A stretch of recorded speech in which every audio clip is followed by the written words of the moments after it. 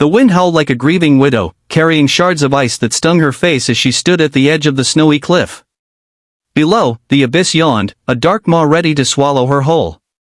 Clara's heart pounded, not from the cold, but from the betrayal in the eyes of the men she'd once called family. All because she said no. One word, one refusal, and now her life teetered on the brink of a frozen grave. "You should have said yes to the sheriff," her brother spat, his voice thick with venom. Clara's knees trembled, but her gaze held firm. "I'd rather die than marry a monster," she whispered. And with that, they pushed her. Clara was no stranger to hardship.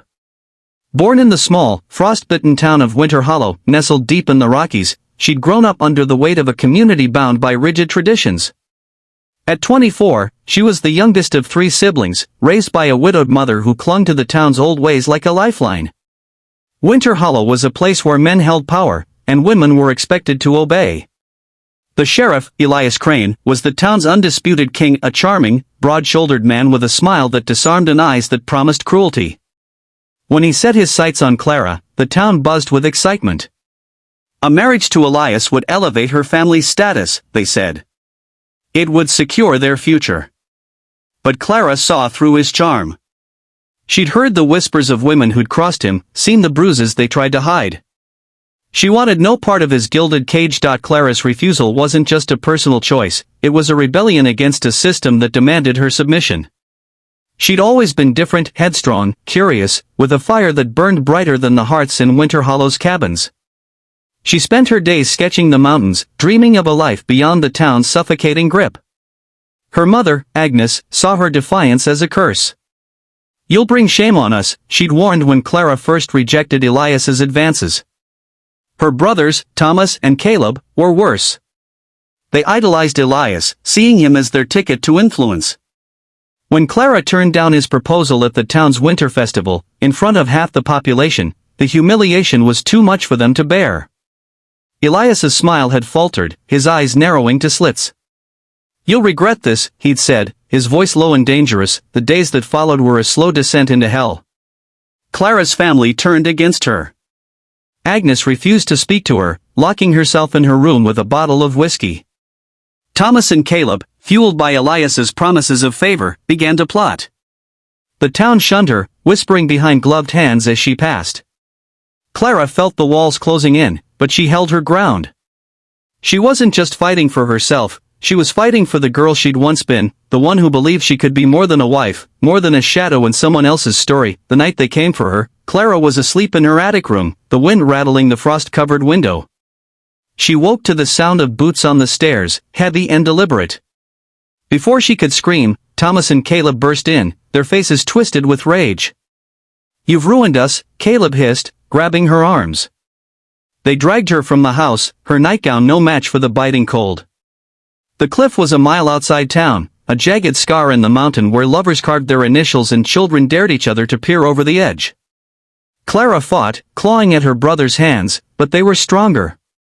The snow crunched under their boots, the only sound besides her ragged breaths and their muttered curses. At the cliff's edge, they stopped. Clara's heart thundered as she looked into Thomas's eyes, searching for the brother who'd once carried her on his shoulders.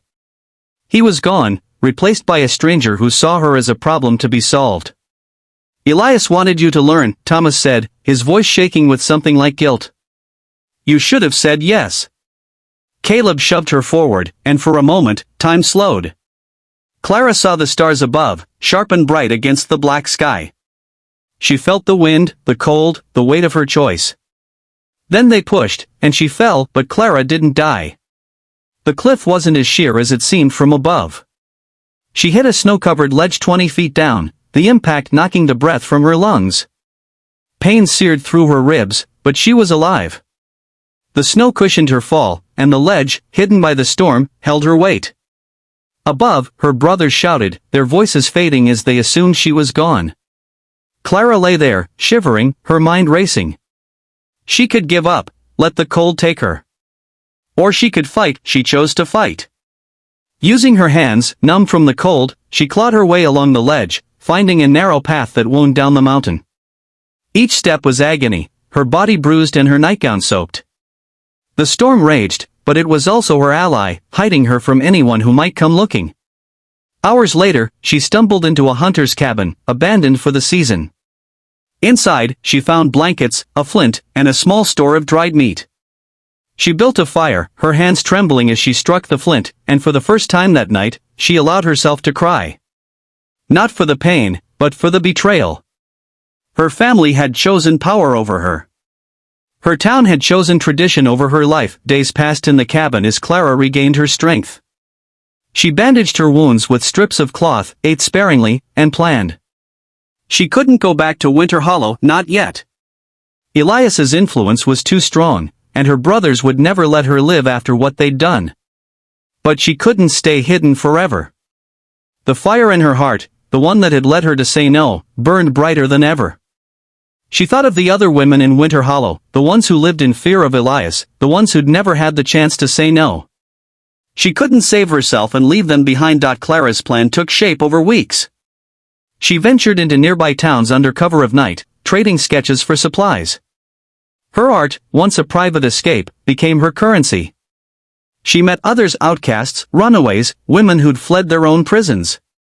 They told her stories of Elias's cruelty, of women who'd disappeared after defying him. Clara realized she wasn't just fighting for herself, she was fighting for them all. She began to write, documenting everything, her refusal, her brother's betrayal, the cliff. She sent her words to newspapers in distant cities, hoping someone would listen. The breakthrough came when a journalist from Denver, a woman named Lila, found Clara's letter. Lila had been investigating Elias for years, piecing together rumors of his corruption. Clara's story was the missing link. Together, they worked in secret, gathering evidence from other women in Winterhollow.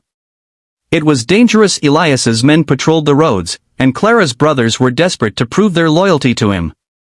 But Clara was no longer the frightened girl on the cliff.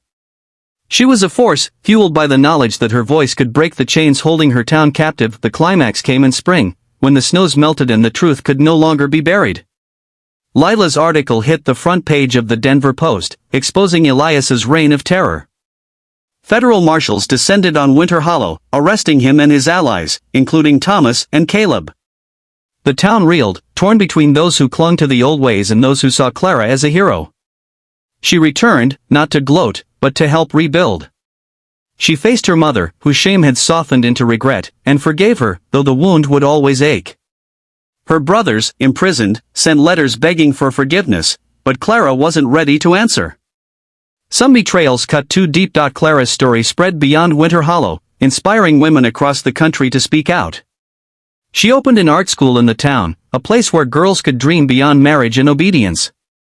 Her sketches, once hidden in notebooks, hung on gallery walls, each one a testament to her survival. The cliff, once a symbol of her near death, became a pilgrimage site for those seeking courage. Clara would stand there sometimes, the wind softer now, and remember the girl who'd said no. She'd smile, knowing that girl had won, and so, to you watching this story unfold, know this, your voice is your power. Clara faced a world that tried to silence her, a family that betrayed her, a cliff that should have ended her. But she chose to fight, to speak, to live. Whatever cliff you're facing, whatever no you're afraid to say, remember Clara. Say it. Fight for it. You are enough.